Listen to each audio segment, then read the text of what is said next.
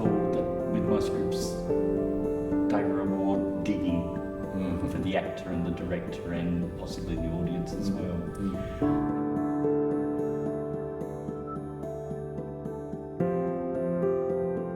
You know, one of my lecturers said, just remember that every scene and every moment you should be painting the stage. And I thought that was a great comment.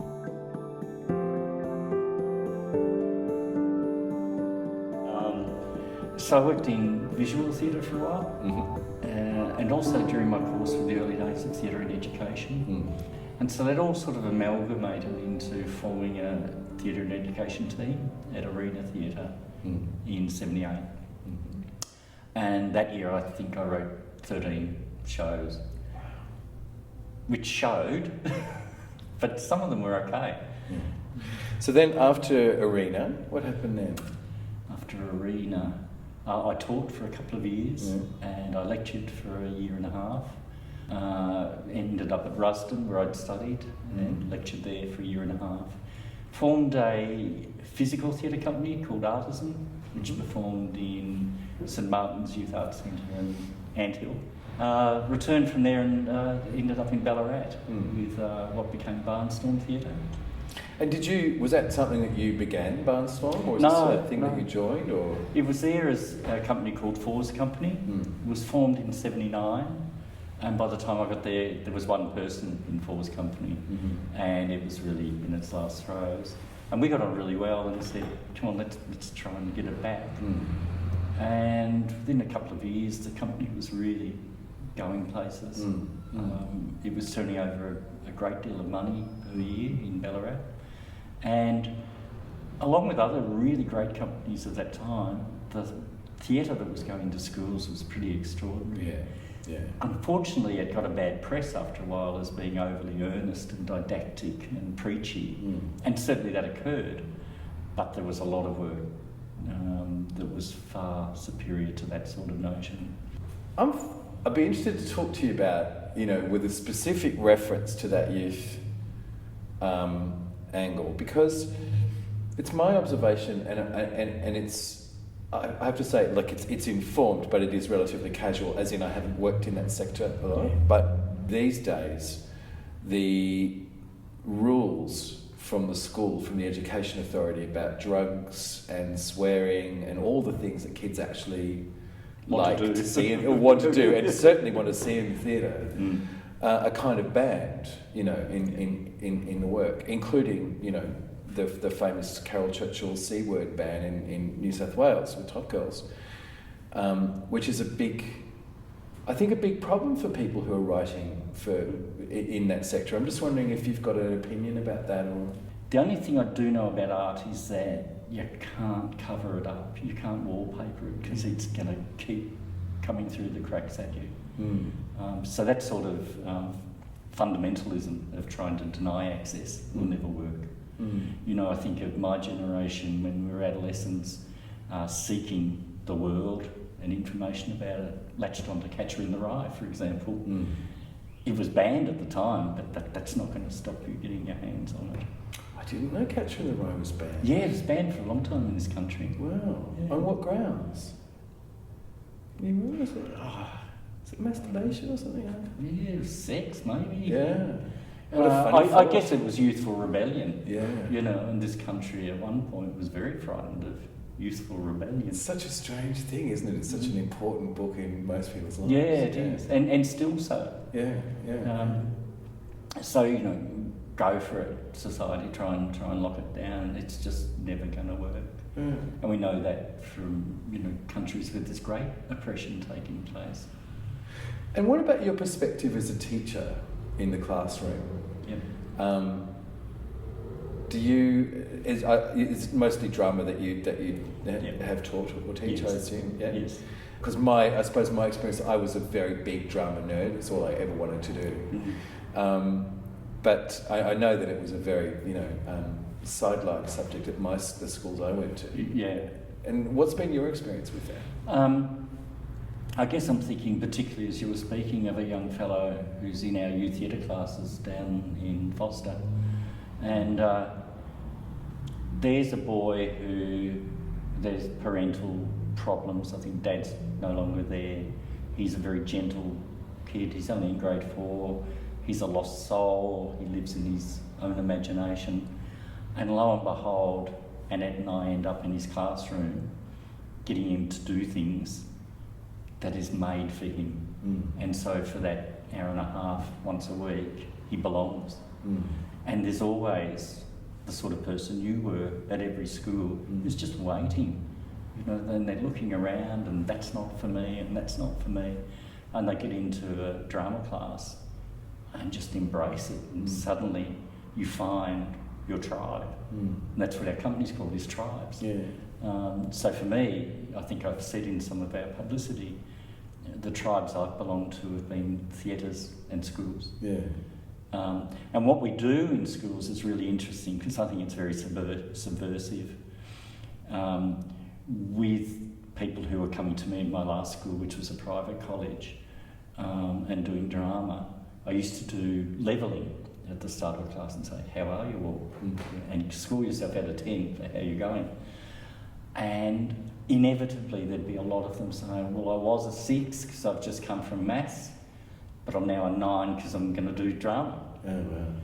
Yeah. And it told me a lot that there was, you know, joy available. And so the subversiveness came from those kids were really pressured to achieve throughout the whole day in every class and keep getting better. And what they weren't getting time to do was breathe. Yeah. So we would have our warm-up being, okay, everyone, find somewhere to sit, breathe. That's all you're going to do. Yeah. And it was just a release valve for all that other stuff that they're going on with. Yeah. And then they'd get to engage with ideas, improvise and play out their own concerns and points of view, get faced with the opposite point of view. So you'd meet kids who are spouting the parental attitude towards immigrants, for example, and so putting a piece of work in their way which says, let's have a look at this one. So you get that inevitable statement of, it's all right for people to come into this country, but they have to behave like us. And I said, well, let's look at that. Maybe we should all be sitting down to corroboree and doing walkabout regularly. Yeah. And it just threw that issue up into the air. Yeah. And so it is about often making change. Yeah. Yeah. And so I thought a lot of my life as a teacher has been saying, are you sure about that? Yeah. Do you want to try another way of looking at it? And we know the drama is the only subject that says every day, put on someone else's shoes and see how it feels. Yeah. And I think that's a great advantage. Yeah. You spoke earlier about a kind of stylistic change or even maybe cycle. It's sort of kind of.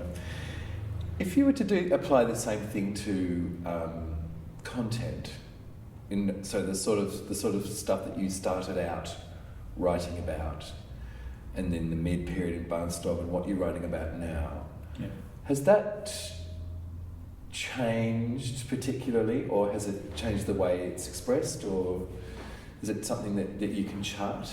I guess to some extent, yes, it has changed, and yes, I think I can chart it. But since I stopped teaching at the end of last year and started working with tribes, it's given me time to go through the archives and to get all those plays down to your centre. It's taken a lot of work, and every time I open up the filing doors or the old box, there's a play I've forgotten about. So I lift it out and flick through it, and sometimes I reckon it's still pretty good. Sometimes I think, gee, I've really gained some skills since then. I guess the constants are humour,